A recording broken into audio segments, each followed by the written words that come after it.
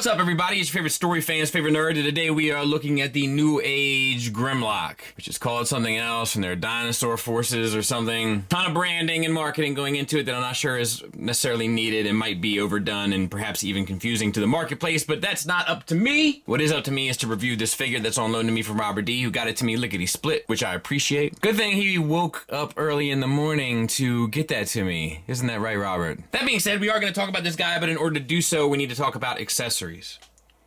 He comes with his signature blaster, no paint, very tune accurate, and as a result kind of dull looking, but it can peg in to the top of his kind of chest, I guess, in dinosaur mode, if that's something you're interested in. He can hold that just fine. And he comes with a sword. The sword is a flaming sword. I almost chopped that up into pieces. Sword, chopped it. Come on, I do this. Anyway, gray plastic down here at the bottom. This does separate. This orange translucent piece, it goes from a lighter orange to a deeper, darker orange, is a separate piece. That can be utilized to plug in to that peg in his mouth so he can be a fire-breathing dinosaur. His hilt can peg into the back of his chest as well and kind of be maybe a little antenna. Goofy, but it's possible. And he can hold that just fine in his holding hand. He comes with a little fish, which is my favorite accessory. Smart. I don't know why nobody's done this before. Sculpted well enough, and he can hold it with tension in his jaws. Although, as you can see, fourth for Patreon, that's not the best kind of fit in the world. He also comes with 2 sets of additional hands. We have posing, kind of outreaching hands left and right, and we have holding hands left and right. And that's in addition to the 2 fist hands that you will eventually see. And let's take a look at the dinosaur mode. So the head is painted, first of all. I don't know if you can see this, but even like the gray, if you look at it, that's painted. That's the inside plastic, not the same. For the head, you get a hinge that gets you up to there, down to there, blue eyes, and the jaw, it actually opens a bit beyond what it seems. So you'll meet a little tension about there, like I'm putting pressure on it and getting nothing, but it will eventually move past. So a little bit of a clearance / tolerance issue, but the articulation is there. And then a swivel here at the yellow base. For this bit, nice red paint there, as well as the sculpted details on the back. We have the red, green, and blue down the back, so that works nicely. For the arms, it's basically a universal at the armpit, or the shoulder rather. That gets you 360 around, plus in and out, or up and down, depending on how you have it sorted. You don't get a bicep swivel per se, but you do get an elbow that gets you about 90 degrees, and then the wrists are on little ball pegs, so you can get in and out, and you can get 360 around. Nothing for the waist, but for the hips, we have universals that get you the full Dinosaur Van Damme and get you the full Monty. You do get a little bit of a thigh swivel, for lack of a better term, as well. Let me back out a little bit so you can kind of see the whole guy. And then we have the knee. So the knee moves this way. I don't know how I feel about that. You can, if you needed to cheat it and maybe could hide it, you can turn it around this way and get this movement. But then the toes are wrong, right? So it's like, I don't know how I feel about it. Like, in some ways, like, he can do that, like, jumping down on Devastator kind of pose, but, like, you know, it really should come down and then, you know, dinosaur legs zigzag. You know, so, not the best there. Very plain chest. Two-tune, in my opinion. All right, and then we have the tail. You get a wiggle, a waggle, and a wiggle waggle. 3 hinges back and forth. No up and down. And that's this guy. You know, I mean, it's pretty cool, pretty fun. Grimlock, you can't really lose with if you get him right, aesthetically anyway. And then there he is with Tiger Track. So he's a pretty big, you know, Legends figure. I mean, he's about as long, if not longer, than a Masterpiece car. All right, let's get him transformed. So pull this piece away in the back. That will allow you to start to separate this, which is not the easiest thing in the world. So it might be handy to have a bit of a tool ready. There we go. And you can pull these arms out as well if you need a little bit extra space. They come out on these hinges here at the base on the yellow. All right, so now we're gonna do this. Flip this tail in and flip this piece in, which will allow you to rotate this entire calf section around the thigh, and then you can straighten it out. At that point, you want to kind of form a box here.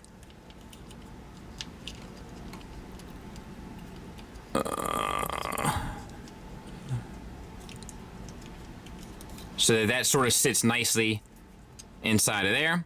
Close this bit up if it hasn't already. Fold it down. I'll try to show you a little bit better and smoother on this side, but no promises. All right, so we're gonna rotate this down. We're gonna bring up the tail, and we're gonna spin this around and then sink it back in. At that point, we can kind of bring the tail down, and I have somewhat of a hard time staying oriented, but this section of the tail is gonna come down and rotate in to form up the inside of the calf. You can close this up if it hasn't already been closed, and fold that up as well. All right, moving on to the upper body.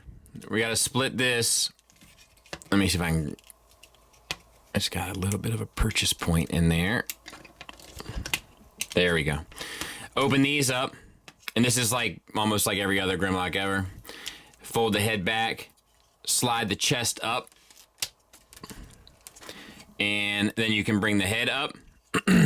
On the back, you want to rotate this yellow flap down, the gray flap in, that pegs in to his back, and then the dinosaur head down. You can bring the arms up, and on the back here, you can, this is Grimlock, right? So you can do a number of different things. You can have the head flat, you can have it bent, you can have the arms up, you can have them down. I've always kind of liked them to come up like this and then down like that, but you can't really do that here. So I don't know, maybe like this, give himself a hug. And then our last step is the arm. So open this up, pay attention to this shape. It's pretty interesting, like the shape of the dinosaur arm. Open this up, spin this, flip the hand down, close this. Shape is now different. Pretty clever. Same on the other side.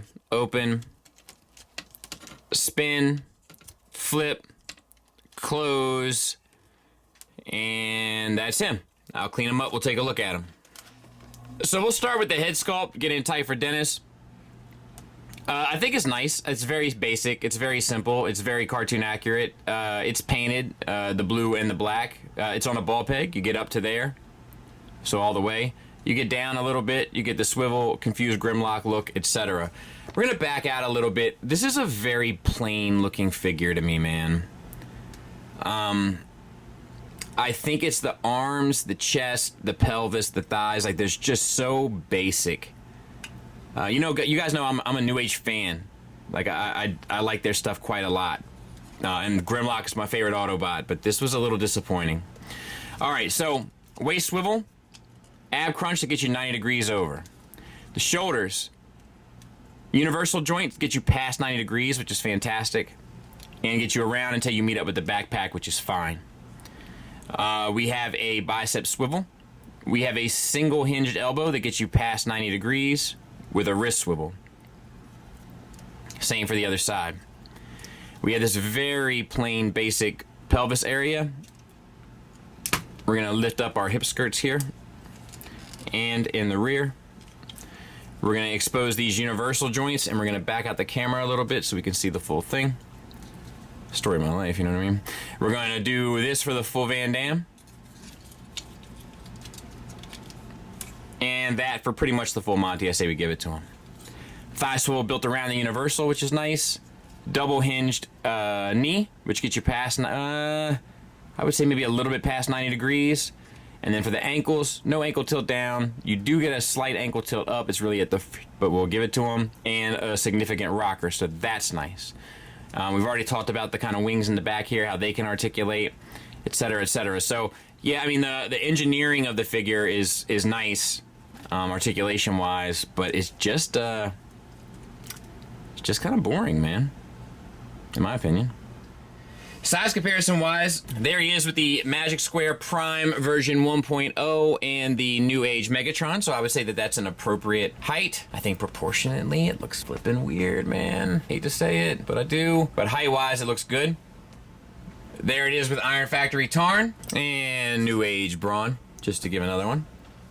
And of course, for the sake of tradition, there it is with the old school Iron Factory Scale Blaster and a Hasbro Stunnicon Legends figure.